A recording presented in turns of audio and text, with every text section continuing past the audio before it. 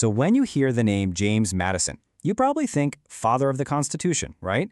This quiet, brilliant scholar carefully drawing up the blueprints for American government. But what if I told you that same man was also a wartime president, forced into a corner, who had to make a call that would literally define American finance forever?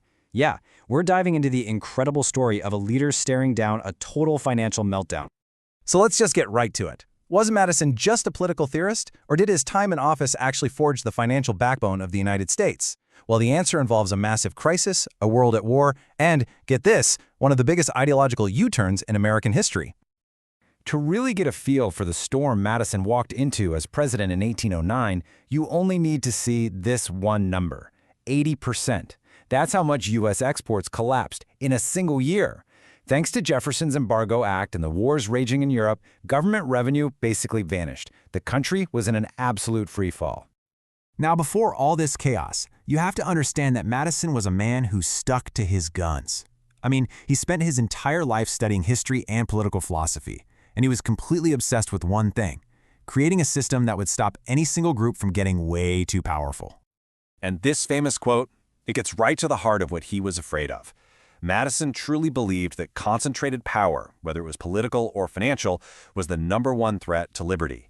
He literally designed the Constitution with all its checks and balances just to spread that power out. And that core belief, well, it was about to face the ultimate test. So here's the bottom line. For Madison, a national bank like the one Alexander Hamilton was so famous for championing, it was a complete nightmare. He saw it as this corrupt tool for big city elites that would crush the independence of the states. For decades, he was one of its biggest, most vocal opponents.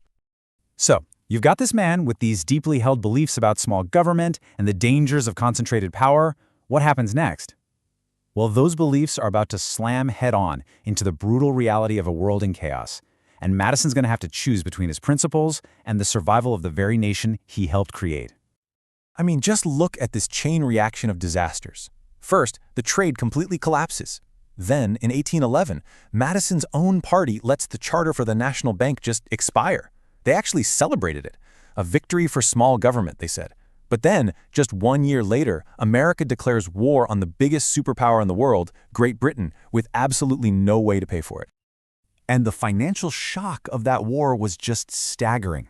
As you can see right here, federal spending more than tripled in only 5 years. So, the big question was, how on earth do you pay for that when you have no central bank to give you loans, manage your debt, or even just print a stable currency? The simple answer was, you couldn't. It was pure chaos. State banks started popping up everywhere, and every single one was printing its own money. $1 from a bank in Philadelphia might be worth way more than $1 from a bank in Baltimore. Trying to fund a national army with 150 different kinds of money was an absolute nightmare. Okay, so this is the huge turning point in the story. The U.S. Treasury is empty, the army is struggling, and the British have literally burned the nation's capital to the ground. Madison had to face a horrifying truth. The ideas he'd built his entire career on, they had failed. And this was a stunning admission. For years, Madison had argued that a national bank was a threat to the country, but the war proved that the lack of a bank was an even bigger threat. He finally realized that to save the country, he was going to have to ditch one of his most deeply held beliefs. And so, in what has to be one of the greatest twists of historical irony ever, James Madison, the guy who fought tooth and nail against the First National Bank, was the one who signed the charter for the Second Bank of the United States. He became the man who resurrected the very institution he had tried so hard to kill. The new bank's job was crystal clear. It was basically a checklist to fix every single problem the war had uncovered. Step 1, create a stable currency.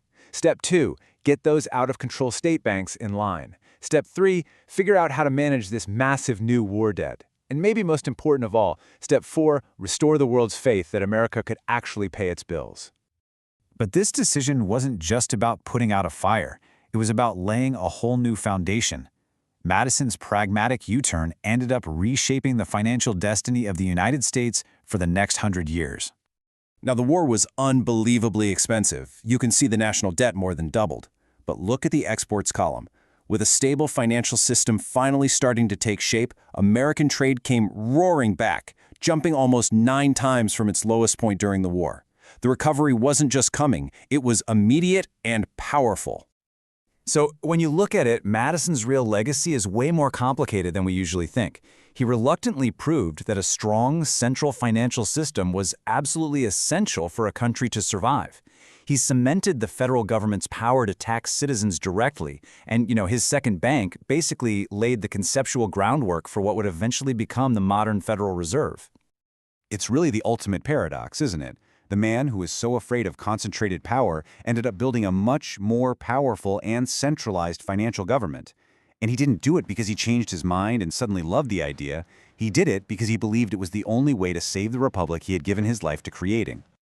And all of this leaves us with a question that's just as real today as it was back in 1816. Madison's story really forces us to ask, where's the line between sticking to your ideals and being a pragmatic leader? When a real crisis hits, what's the true cost of refusing to adapt?